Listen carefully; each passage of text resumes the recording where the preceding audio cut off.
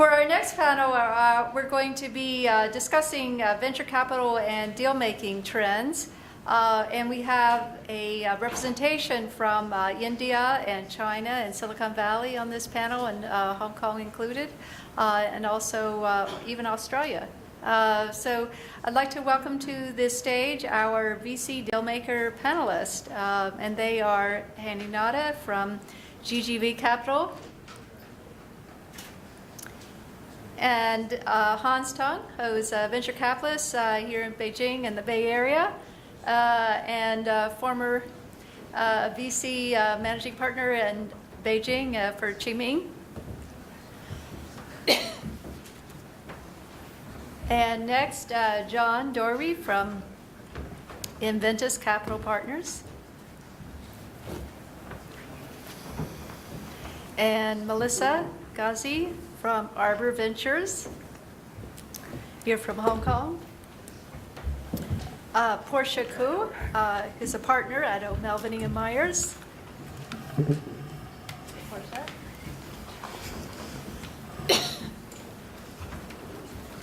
And Rob Treese, venture partner at Swisscom Ventures.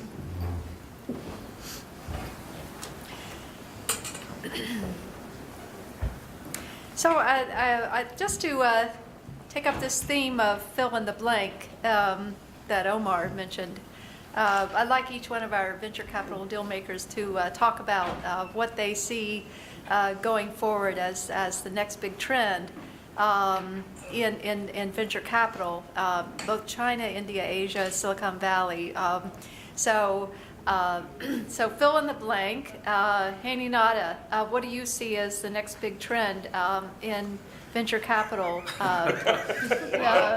Okay, go, take it away. Take it away, Hani. I think the next big trend is empowered consumers and empowered enterprises. Bringing the technology, making it usable to the user and the enterprise, I think is the next big wave, and we're going to continue. It's actually been happening, and I think it's going to continue to happen. Is that an area that GGV is investing in? We've made lots of investments in mobile. We've made a lot of investments in enterprise, consumer, hardcore technology, optical technology, storage technology, security technology, which we all need. So yeah, I mean, all these technologies are very easy to use, much more easier to use today than when I started programming in 1982. Okay. Hans? I'm a consumer internet guy at heart. Okay. And so there's no surprise that when you see the proliferation of mobile phones and lots of experts, domain experts now on the internet, whether it's for PC or mobile, and then a lot of people just makes it very easy to share photos, and you don't have to write text, you don't write blogs anymore. So the intersection of these three things makes it easier for a lot of curation, a lot of interesting, helpful tips to make our life much easier. I just relocated my family from Beijing to the Bay Area. Without Yelp, I wouldn't know how I could relocate so quickly. Right. Without eBay now, something I need to buy. I need to get this from Target, this from Best Buy. Let's go to eBay now and get it in quickly. Right. All that stuff's only possible in this Yeah. day and age. It wouldn't be possible 5 years ago. Right. So for the next 10 years, you see a lot more of that. And coming from China, as an early stage investor in Xiaomi, a phone costs $799 RMB. It's $120 US. It has the latest chip from MTK, screen from Yoda in Taiwan, and stuff works. The COYY brought that to US. I asked him, hey, me too. Doesn't work well with AT&T network here. How is Homey? He said, fantastic, no problem. So we can see that coming from emerging markets. It will change all the stuff in the next 10 years. So I'm excited to be here. Okay, great. John? Thanks. We invest a lot in China. Not in China, in India, I should say. China's been talked about all evening. And what we really see in that technology space there is a big application to efficiencies in markets, and particularly in education. So I think coming out of education and the things that are happening on the ground in India are actually, in some ways, ahead of what we're seeing here. And I just think it kind of ties back to some of the themes that were talked about in some of the earlier panels about the emerging markets and them stepping up to play a bigger role on the global stage Right. with local innovations. I think that's going to be a big trend. Like online education is what you're talking about? Well, even in classroom, Really? but really it's changing the classroom and it's making it less classroom oriented. It's more one-on-one with the device, and online, whether it's in tutoring or in classroom testing. So that some really deep technologies and algorithms that can help you identify where each student is going wrong, and then that can identify that problem spot for the teacher to focus on versus they're always kind of feeling their way in general with 30 kids. And so you can get that kind of efficiency out of the classroom. That And you can sounds actually fragment the classroom into different groups depending on their abilities. That sounds good. Melissa, I know you do a lot of investing in Southeast Asia and Hong Kong, and what do you see from your perspective of what is the fill in the blank next new trend? Well, I'm not sure it's a next new trend, but we're very focused on money flows. So anything related to the transfer of money or equity shares. So we focus predominantly on fintech. So whether that's enabling people to buy e-commerce, or whether that's disrupting SunGard and being able to trade 55 markets globally by using the cloud, or even on by mobile device. So we're focused on those disruptions. Asia is actually very, very different than the U.S. when it comes to the banking infrastructure and also how and when money's transferred. And just to give you an example, today, 50% of every equity trade is related to the commission is actually FX. So we think there's going to be a tremendous amount of innovation around how FX is done, not only on the exchange level, but also for e-commerce. Okay. So clean tech to fintech, right? Portia. Yeah. Actually, I just also relocated from Shanghai a year ago. So the trend I can talk about, I think, in addition to all the gentlemen and Melissa has mentioned, I think is healthcare. You have seen very healthy acquisition coming from the United States, and then the VC funds are very interested in investing in medical device and medical equipment. I'm happy to report that at least 2 of my clients seems to have disruptive technology developed. And also on the biotech side, I think now SFDA is very much into providing the green pathway for new drugs development to be moved to China. So I can see, I actually help some of my clients that in biotech in phase 1 and phase 2 company here that cannot find funding here, and they are able to funding from China. So I think that's one of the sectors is going to be booming as well. Yeah. Yeah, this seems to be a trend as well, as this from China, moving from China to the Bay Area. There's a lot of people who are doing that these days. Okay, Rob? I think I've got a little bit of an orthogonal approach to your question. There's 2 things that I'm really thinking about these days. One is related to, I'll just call it low-cost disruption and exponential innovation. Horowitz has said that the cost of starting a software business has dropped, a startup has dropped 100x in the last 10 years. And, Andreessen said software is eating the world. And you start to look at that, and then the barriers to market entry have dropped so much that you can go after opportunities that weren't there before. The other thing related to that is how incredibly fast companies can scale and how incredibly fast they can spread from market to market. So that's one thing that I'm thinking about. And then the second thing is specifically looking at venture capital, and I think that we might have to stop using the term venture capital and think about more about innovation funding, because there's a lot of changes in terms of what's happening in terms of how companies are getting funded. Yeah. And I think we really need to take a good look at things that we might have poo-pooed, like crowdfunding or peer-to-peer lending or angel or micro VC. You can do a lot more with a lot few dollars, and that's having a ripple effect through venture capital and also just innovation funding more generally. Is there still a place for VC? I mean, there's on the private equity side, then you've got the VCs, and you got the angels, and you got the crowdfunding. Is there still a place for VCs, considering, particularly from China, there haven't been that many IPOs, at least not until quite recently. M&A is starting to pick up now. M&A and IPOs are picking up now. What is the place for China VCs and also India? That's the same issue. Not that many exits as of recent. If I can, I'll just start with some U.S. numbers, just to kind of level Okay. set. So if you just look at the overall, let's just call it the innovation financing market. If you think about PE, it's about $100 billion a year of money that's put to work. Venture capital's dropped from, let's say, $28 billion down to 24, $22 billion. Angel capital, and this doesn't include friends and family financing, is about $22 billion. If you look at corporate venture, that's around $6.5 million last year and definitely rising very quickly.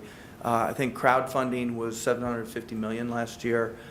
Peer-to-peer lending is going to be a $5 billion market. Now, that's not all for innovation. That could be for starting a new dry cleaner or something.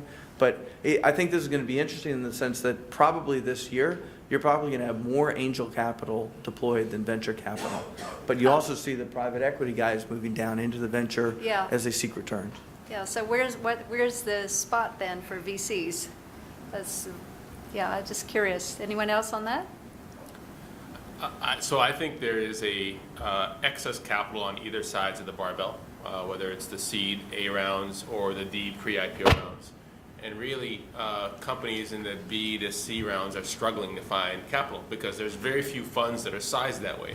You're either a $100 million seed stage fund or a bunch of angels running around, writing $200,000 checks, or you're a big $1 billion plus fund that needs to write $50, $60, $70 million checks.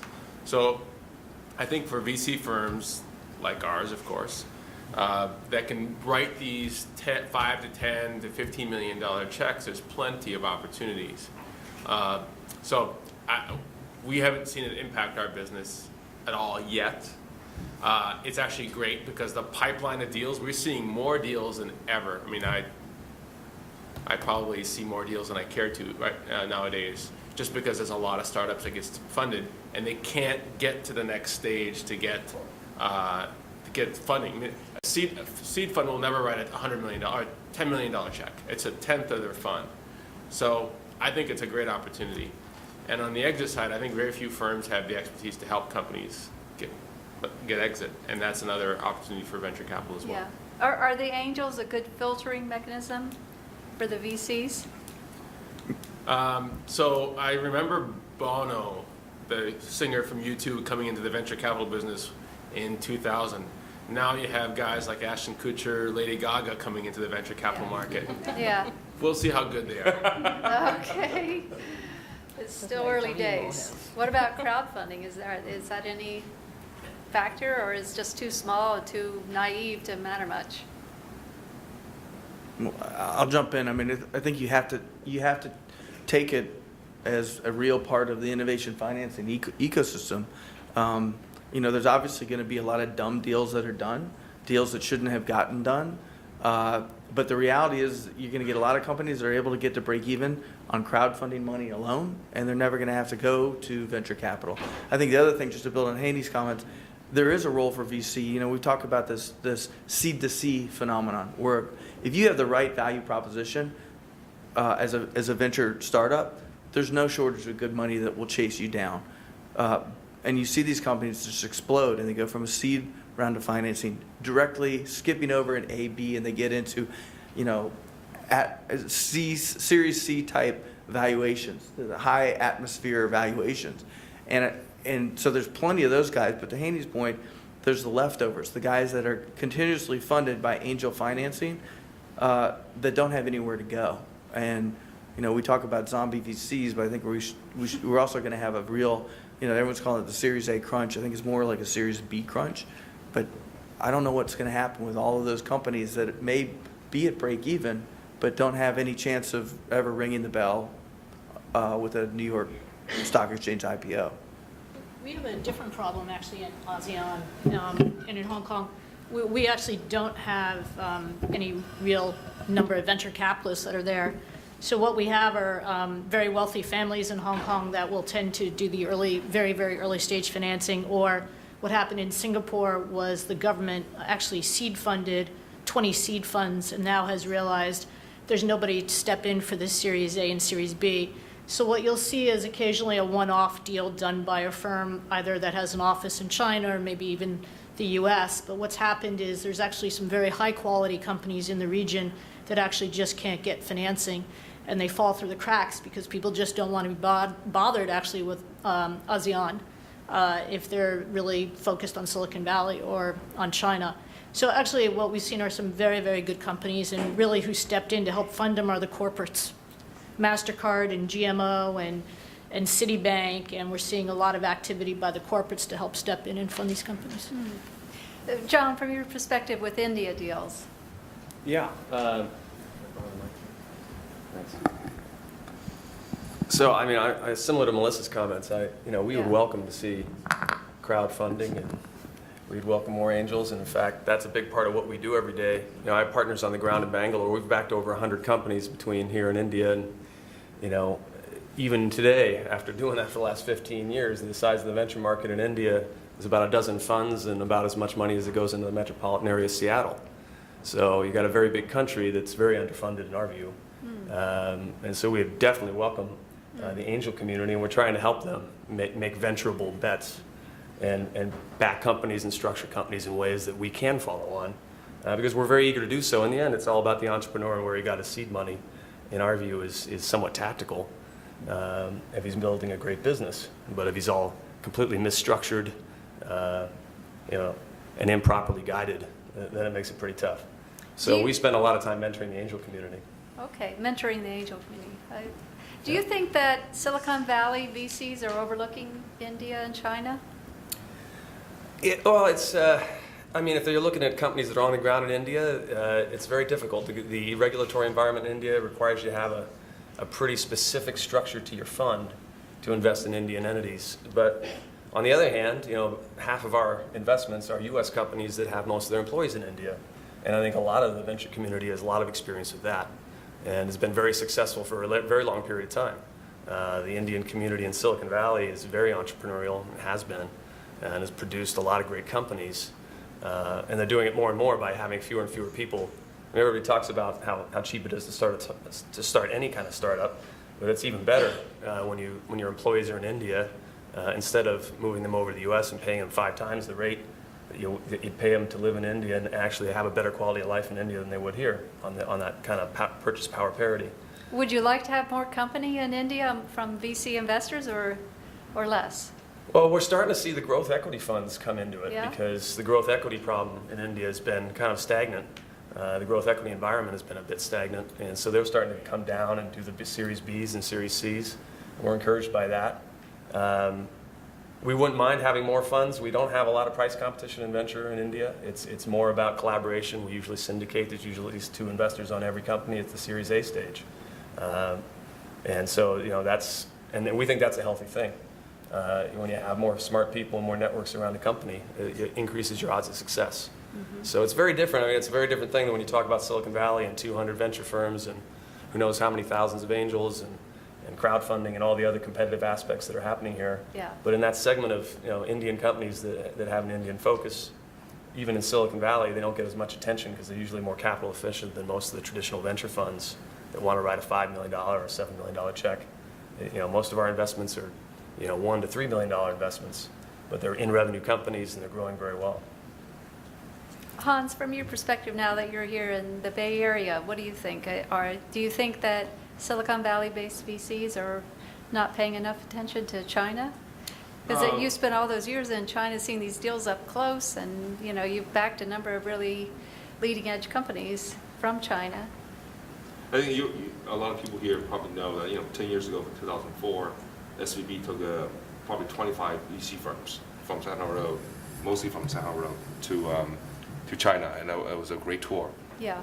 And out of that, a number of direct offices got started, and then a number of affiliates got started. Right. And that was sort of the growth period for Chinese venture community. And over the last 8 years, a lot of U.S. firms pull back because, like Steve from Venrock said earlier, just it's such a different market. So you need people who are on the ground making investment decisions on the ground to adjust for that. So the affiliate model for some have worked out. The indigenous funds with U.S. training, but U.S. funding, but really people who have been working in China for a while, have turned out to be a better model for the last 10 years. So are the ones that are not there, are they missing good opportunities in China? I think it's it's like as with startups, you can have a great idea, you have a great market, but the team or the economics wasn't right. It's hard to pull that off, and it's very difficult for U.S. internet companies, whether it was Yahoo or Google or any one of you can name it, Amazon, to be a top tier company in China, because local management are not going to be empowered to make all these tough decisions to do things that U.S. headquarters would say, what the hell was that? I mean, what are these guys doing in China? What's going on? And you spend all the time explaining and trying to educate and try to communicate. It's not very effective. Okay. And over the last 12 months while I was in Beijing, I actually see 2 of the top 5 domestic Indian VC firms come through China. And when they meet me, usually through a mutual help introduction, they actually read through our portfolio one by one. And I can ask very intelligent questions about a number of them. I was very impressed with the quality of questions they asked. They asked better questions than any of the US VCs who expressed interest in China. And they are, what they have told me is that India, in terms of internet age, in internet development, it's about 100 million internet users now. It's like China back in 2004, 2005. And there are a number of issues with it, but you start seeing some of the growth. But because the growth is still, it's fast, but Indian consumers don't pay for online gaming, for example. They don't buy virtual items yet. The delivery infrastructure is poor, so e-commerce takes a while to ramp up. It's very inefficient from that standpoint. There are a number of market hurdles that prevent a company to grow at a faster pace, even though they could, because the demand is there. When that happens, I remember China, and Heini knows it too, in 2004, 2005, and Porsche knows it too, everybody collaborate, all the VCs collaborate. But as soon as the market takes off and everybody can raise bigger funds, behavior change among VC firms. And so India, when some of the infrastructure bottlenecks get solved, I will be the first to guess that you'll see a very different VC behavior. It'll be interesting. So has the deal climate heated up now in China and India? We see a number of companies now filing for IPOs. 2, I guess, just in the last few days from China. Chunar and 58.com. Of course, Alibaba has got its IPO in the wings as well. Redbus was acquired, right? Fortgame, my preferred company, just went public on Hong Kong Stock Exchange. Yeah, Hong Kong, right? Yeah, Hong Kong. Yeah. They didn't ask for the special treatment Alibaba asked for, so it was approved very easily. Okay. And then it was open. The issue price 51, open at 60, and then trade up to a 65. So it's a $1 billion company now.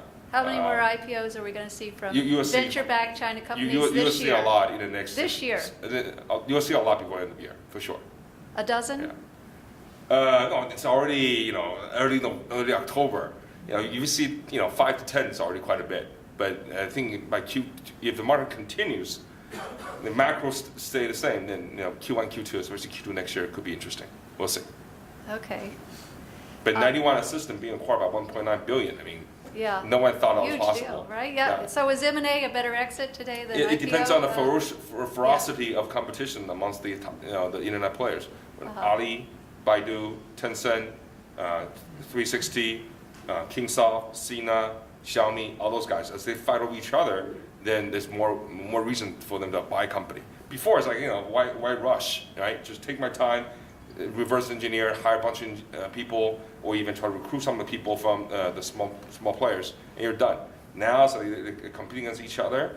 Look, Qihu's stock price went up from $16, $17 at the beginning of this year to now $80, and was higher $89 before they lost out Sogo to Tencent.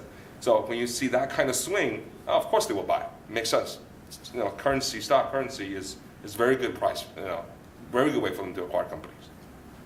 Portia, from your perspective as a deal maker, what do you see as the trend? Are more of the companies aiming for IPO, or are they aiming for an M&A deal, or what's the better bet? And what do you see as the path? I think Hans knows the market very well, but I'm probably more conservative in terms of estimating the number of deals can go to U.S. next year. I think the deals we know will kick off will be the ones that are have more sustainable growth. Yeah, we just priced the Montage Technology too, a semiconductor company on NASDAQ, but and then they know they actually they're ready to comply with U.S. Corporate governance reporting requirements. They really have a qualified CFO to do all this quarterly reporting. I'm actually very happy that 4Game opened the door for the growth technology company in Hong Kong. I think that might be a way to go in the future, particularly for Chinese entrepreneurs. It's lower compliance costs. They don't have to have an English-speaking board meeting to go. And it's actually and less commission to pay, right? So there's a lot of, and then you have more familiar audience. So I think that might open up some a shift of the IPO exit to Hong Kong. And before, I have to say, I think Chinese entrepreneurs usually have the pride. They really don't want to sell, because usually in the Valley, everybody is kind of going dual track. I could go IPO, I can sell, I can prepare S1 and in the same time talking to the acquirers. Usually in China, it's more about I have to ring the bell first, and then we'll think about others. Particularly after Trudeau's IPO, which we also participated. They somehow believe that if you don't sell, you can't actually boost up your valuation. You don't go IPO first, you can't really sell for a higher price. But now I think that the entrepreneurs are more practical now, particularly with some of the VCs becoming more conservative in terms of chasing up the valuation. So I think that the cross-border or even inland MMA might become an exit very frequently now. Yeah. Okay. Melissa, did you want to add? It's great for Hong Kong. Hong Kong's going to find a way to stay relevant here, especially with the opening up of the Shanghai Free Trade Zone. So if they can get the institutional book solid enough, then I think there's a real opportunity for Hong Kong to continue to build on a technology base. The problem has been historically is that the institutional base on IPOs has not been very strong, and it's been quite fickle. But I think, Hong Kong's looking for every way to remain relevant. Okay. So looking at the entrepreneurial companies in your portfolios, what do you see as the biggest challenge that they face? And let's just start with Haney and go down the row here. I think it's the biggest challenge for companies both in the U.S. and in China that we see is talent. Okay. There's a huge fight for talent in the U.S. Engineers are extremely expensive, both from a cash basis, which is the first time you're seeing engineers ask for $200,000, $300,000 a year. When I first came to the Bay Area in '99, it was you pay a top engineer $100,000, $120,000 if he was God. Now they're asking for $200,000 starting salary with a couple of years out of school. China's the same way. There is a lack and a dearth of talent. We were having a discussion earlier, is the talent in Shanghai or is the talent in Beijing? Definitely the consumer internet side is moving to Beijing. And there's a fight for talent. So to me, the number one big issue for our companies is finding talent. Yeah, I agree with that. For China, it's very difficult to produce the Mark Zuckerberg type. It's just it's such a jungle there, and your product and your company gets attacked all the time on Weibo. You don't have enough friends who can speak up for you. You haven't been in the industry long enough to have friends. It's very difficult to fight back. And then if I look at examples like Xiaomi, one of the things that Lei Jun can do so well in 3 years is that he has the ability to recruit a lot of people to join him for smaller slices of ESOP because they believe going with him, the chance of winning is a lot higher. So it's very tough for young entrepreneurs. This is why when we talk about crowdfunding, I'm all in favor of that. Give the younger guy more chance to get more experience, and we're happy to bet on him in his next startup. And so the hardest thing is to find the right entrepreneur back. John, from India, you agree? Yeah. Talent's always a problem. It never goes away. And India's always had that problem. They've always been great technical talent and a very thin pool on the business side. That's why we're structured between here and Silicon Valley. So one of the things we do is export and help a lot of Indian talent return to India. And we've done that pretty successfully. The other thing that's more specific to India beyond talent is just I think it was mentioned earlier here that the business structure there has been highly regulated, and we were very, very pleased to see that the Indian government just last week is now allowing Indian companies to go public outside of India, and we know that there are going to be several big. Or expect that there'll be several big offerings now because of that. It used to be that you had to go public on the India exchange before you could come to the NASDAQ, Yeah. and that's no longer the case. So, Right, so I think companies like that'll- Just Dial had to file and go public in India first, and Right. all these other ones. Right. Yeah. Right. So there seems to be an agreement on the talent issue. What about all the copycat era? Is that still going strong? Is that fading at all? Are we starting to see some more original innovation from China and India? Or is it still kind of copy everything that the West has done? I think you don't create real wealth from copy. Okay, you don't create real wealth Well, from copy. let me So- add on that and say, just been here in a few months this year, meeting some of the startups. It's very interesting here. The consumer internet companies, the entrepreneurs are very good at building tools, and then monetize traffic through advertising. But advertising is a very hard business to scale. You can get to 20, 10, $30 million run rate, but scale to $200, $300, $400 million annual run rate, that becomes a different kind of a game. And a lot of startups in the US can't crack that. That's why M&A happened more. But in China, over the last 10 years, the only way to survive is through finding out ways for companies to get a user to pay money for value-add services, by virtual items or what have you. That know-how gets built in the last 10 years. So the Chinese guys, once they have the user base, they can definitely monetize. Monetization is not as much of an issue. And they can get to the size big enough to go public. Even though in the grand scheme of things, they're still small, but getting $120 million a year in value-add services revenue is not as difficult as doing that in advertising.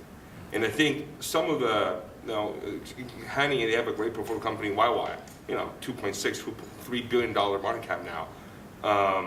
And they have an amazing voice IM that allows 1,000 people to communicate with each other. And a lot of shows on that thing. And when we show that to US startups, a lot of entrepreneurs, as smart as they are, have never seen that before. Never thought about it in that way. Never figured out how to get, there's so many self-help, people looking for self-help in the US. Buy books, buy videos. None of them spend that money on the internet from a real internet application service provider. I think with the right DNA, the right experience, you can actually build interesting companies in the US, borrowing principle from China. But you won't be the Chinese guys doing it because they don't know the US market very well.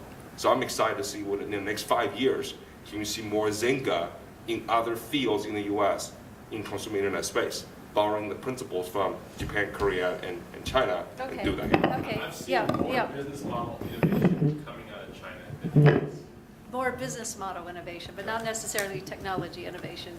Yeah, okay. Well, Yeah, okay, Rob? They're related. Sorry. I think Silicon Valley's got a blind spot to some of the innovations that are coming out of Asia. As an example, just a show of hands, how many of you know Line, the mobile social network? So Line grew to 100 million users in half the speed of Facebook. It's a mobile social network that's big in Asia. They grew by 50%. In the Q1 of this year, they went from 100 million users to 150.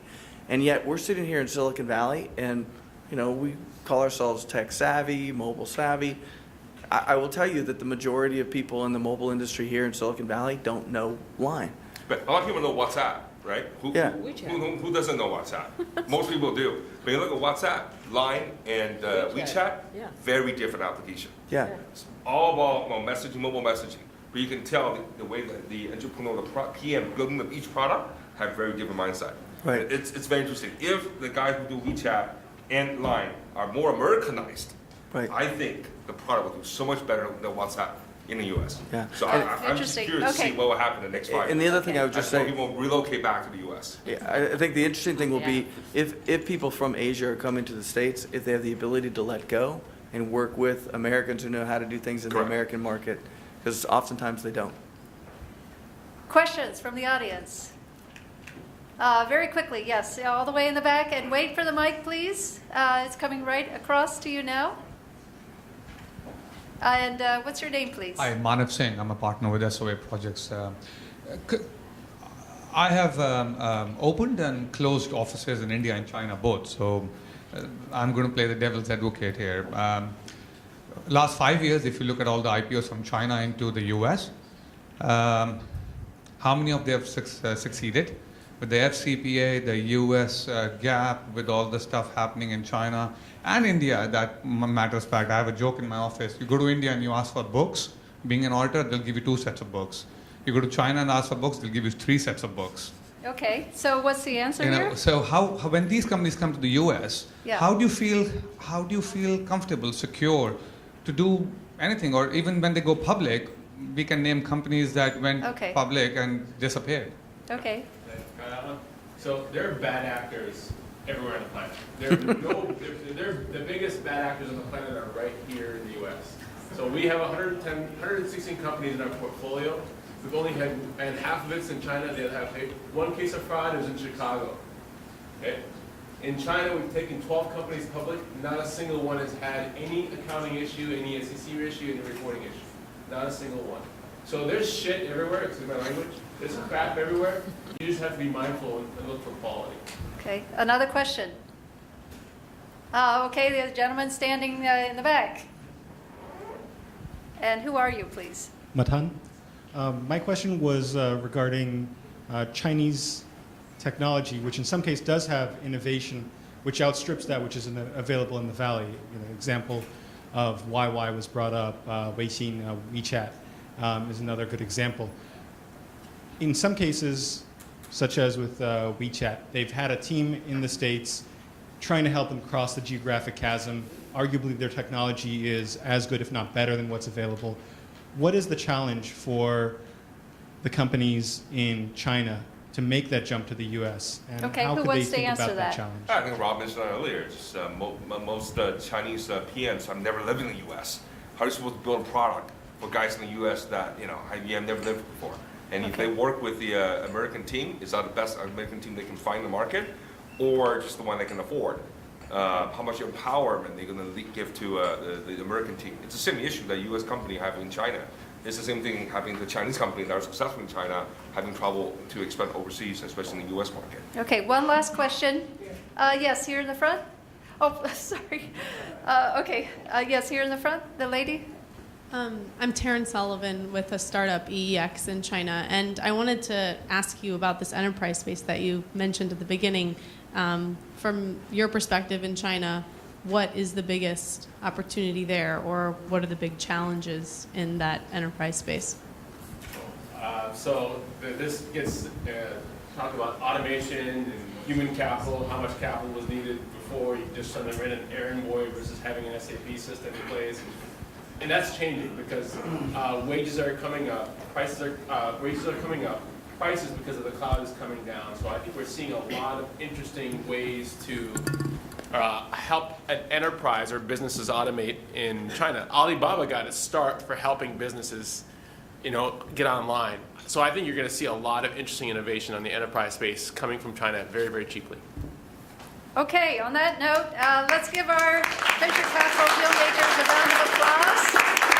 And thank you all for staying and being so attentive. Really appreciate it. And so unfortunately, we have to wrap this up more swiftly than I think any of us would like. We could probably stay here a lot longer and discuss all these topics. But again, thank you.